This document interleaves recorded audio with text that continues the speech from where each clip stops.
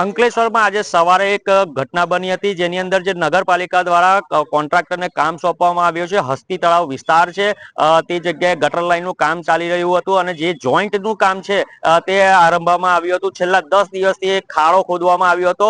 જે જોઈન્ટ માટેનો ખાડો ખોદવામાં આવ્યો હતો એ તમે જોઈ શકો છો. 10 થી 15 ફૂટ ઊંડો જે છે ખાડો ખોદવામાં આવ્યો હતો, પરંતુ નગરપાલિકાના દ્વારા જે કોન્ટ્રાક્ટરને કામ સોંપવામાં આવ્યું છે તેને કોઈ પણ જાતનું બેરિકેડ કે કશું લગાવ્યું ન હતું, જેના કારણે જે બાજુમાંથી થોડોક નાનો અમથો રસ્તો હતો ત્યાંથી વાહન ચાલકો પોતાનો વાહન પસાર કરી રહ્યા હતા. ત્યારે આજે સવારે જ એક એક્ટિવા ચાલક આ ખાડામાં ઉતરી ગયો હતો અને 15 ફૂટ ઊંડા ખાડામાં પડ્યો હતો, જેના કારણે એમને થોડી ઘણી સામાન્ય ઈજાઓ પણ થઈ હતી અને આજુબાજુના સ્થાનિક લોકોએ તેને બહાર કાઢવામાં આવ્યો હતો અને એક્ટિવાને પણ બહાર કાઢવામાં આવી હતી. પ્રશ્ન સૌથી મોટો એ છે કે જો આ ઘટના રાતે બની હોત અને રાતે જો ઘટના બની હોત તો એ લોકોને કેટલી ઈજા થઈ હોત અને આજુબાજુ કોઈ વિસ્તારમાં હોત પણ ના.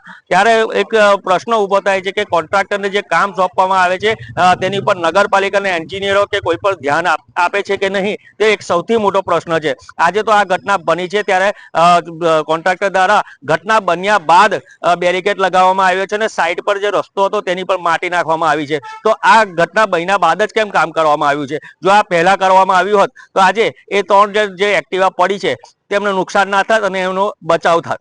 રાકેશ ચોમાલ, કનેક્ટ ગુજરાત.